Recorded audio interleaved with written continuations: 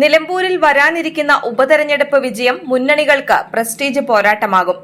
പിണറായി സർക്കാരിനെതിരെ ഭരണവിരുദ്ധ വികാരം ശക്തമായി നിലനിൽക്കുമ്പോഴും PV അൻവറിനെ പോലെ സ്വതന്ത്രനെ രംഗത്തിറക്കി നിലമ്പൂർ നിലനിർത്താൻ CPM 18 അടവും പയറ്റും.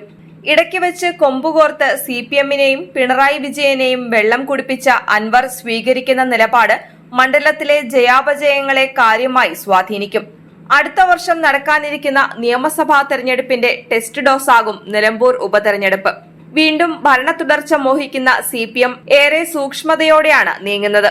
ജയിക്കാൻ സാധ്യത കുറവാണെങ്കിലും തന്ത്രപരമായ നീക്കങ്ങളിലൂടെ നിലമ്പൂർ പിടിക്കാനാകുമെന്ന് CPM കരുതുന്നു. അതിന് അണിയറയിൽ ചില നീക്കങ്ങളും തകൃതിയാണ്. CPM സ്വതന്ത്രർക്കായി വലവീശുമ്പോൾ കണ്ണുവെക്കുന്നത് അന്തരിച്ച കോൺഗ്രസ് നേതാവ് ആര്യാടൻ മുഹമ്മദിന്റെ മകൻ ആര്യാടൻ ഷൌക്കത്താണ്. നിലമ്പൂരിൽ ആഴത്തിൽ വേരോട്ടമുള്ള ആര്യാടൻ ഷൌക്കത്ത് കോൺഗ്രസ് വിട്ട് CPMലേക്കില്ലെന്ന നിലപാടിലാണ്. എന്നാൽ ഷൌക്കത്തിനെ പാട്ടിലാക്കാനുള്ള ശ്രമത്തിലാണ് CPM. നിലമ്പൂർ ഉപതെരഞ്ഞെടുപ്പിനെ വളരെ കരുതലോടെയാണ് കോൺഗ്രസും സമീപിക്കുന്നത്. ആര്യാടൻ ഷൌക്കത്തിനെയും മലപ്പുറം DCC അധ്യക്ഷനായ VS ജോയിയെയും ആണ് കോൺഗ്രസ് സ്ഥാനാർത്ഥികളായി പരിഗണിക്കുന്നത്. BJPക്ക് 10,000-ഓളം വോട്ടുകൾ മണ്ഡലത്തിലുണ്ട്. കോൺഗ്രസ് പട്ടിക വരട്ടെ, എന്നിട്ടാവാം സ്ഥാനാർത്ഥി തീരുമാനം എന്നാണ് LDF പറയുന്നത്. ഉപതെരഞ്ഞെടുപ്പിന്റെ ഏകോപന ചുമതല കോൺഗ്രസ് പരിചയസമ്പന്നനായ മുൻ മന്ത്രി AP അനിൽകുമാറിന് നൽകിക്കഴിഞ്ഞു. വൻ തേക്കുകളുടെയും വൻ തോക്കുകളുടെയും നാടാണ് നിലമ്പൂർ. നിലമ്പൂർ നഗരസഭയും അമരമ്പലം, ചുങ്കത്തറ, എടക്കര, കരുളായി, മുത്തേടം, പോത്തുകൽ, വഴിക്കടവ് എന്നീ ഗ്രാമപഞ്ചായത്തുകളും ഉൾപ്പെടുന്നതാണ് നിലമ്പൂർ നിയമസഭാ മണ്ഡലം. നിലമ്പൂർ എന്ന് കേട്ടാൽ ആദ്യം ഓർമ്മ വരിക ആര്യാടൻ മുഹമ്മദിനെയാണ്. 1987 മുതൽ തുടർച്ചയായി 6 തവണയാണ് ആര്യാടൻ നിലമ്പൂരിനെ പ്രതിനിധീകരിച്ചത്. എന്നാൽ 2016 ആര്യാടൻ തെരഞ്ഞെടുപ്പ് രംഗത്ത് നിന്ന് പിന്മാറിയപ്പോൾ മണ്ഡലം പിടിക്കാൻ CPM പഴയ കോൺഗ്രസുകാരനായ PV അൻവറിനെ നിയോഗിച്ചു.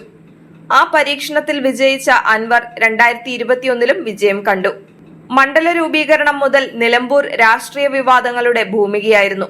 സ്വതന്ത്ര ഇന്ത്യയിൽ ആദ്യമായി ഒരു നിയമസഭാ സാമാജികൻ വെടിയേറ്റ് കൊല്ലപ്പെട്ടത് നിലമ്പൂരിലാണ്. 1969 കമ്മ്യൂണിസ്റ്റ് നേതാവായിരുന്ന നിലമ്പൂർ MLA കുഞ്ഞാലി കൊല്ലപ്പെടുമ്പോൾ പ്രതിസ്ഥാനത്ത് എത്തിയത് ആര്യാടൻ മുഹമ്മദ്. പിന്നീട് ആ കേസിൽ ആര്യാടൻ മുഹമ്മദ് കുറ്റവിമുക്തനാക്കപ്പെട്ടു. കൊലക്കേസ് പ്രതിയെന്ന് ആക്ഷേപിച്ച ആര്യാടനെ നായനാർ മന്ത്രിസഭയിൽ ഉൾപ്പെടുത്തിയതും മാർക്സിസ്റ്റ് പാർട്ടി തന്നെ. തികഞ്ഞ മതേതരവാദിയായിരുന്ന ആര്യാടനെ പരാജയപ്പെടുത്താൻ CPMന് കഴിഞ്ഞിരുന്നില്ല. എന്നാൽ ആര്യാടന് ശേഷം 2016 ആര്യാടൻ ഷൌക്കത്ത് മത്സരിച്ചെങ്കിലും ജനം കൈപിടിച്ചത് PV അൻവറിന്റേതായിരുന്നു. ഏറെ വിവാദങ്ങൾ സൃഷ്ടിച്ച PV അൻവറിന് 2021 ഇടതുപക്ഷം സീറ്റ് നൽകി വീണ്ടും വിജയിപ്പിച്ചു. എന്നാൽ പിണറായി വിജയനുമായി കൊമ്പുകോർത്ത അൻവർ LDFന് എതിരായി ആരോപണ ശരവർഷം ഉയർത്തി.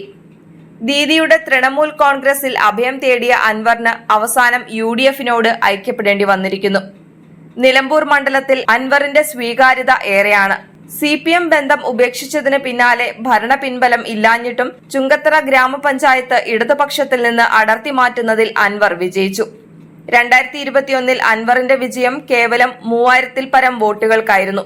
അന്തരിച്ച VV പ്രകാശ് ആയിരുന്നു അന്ന് കോൺഗ്രസ് സ്ഥാനാർത്ഥി.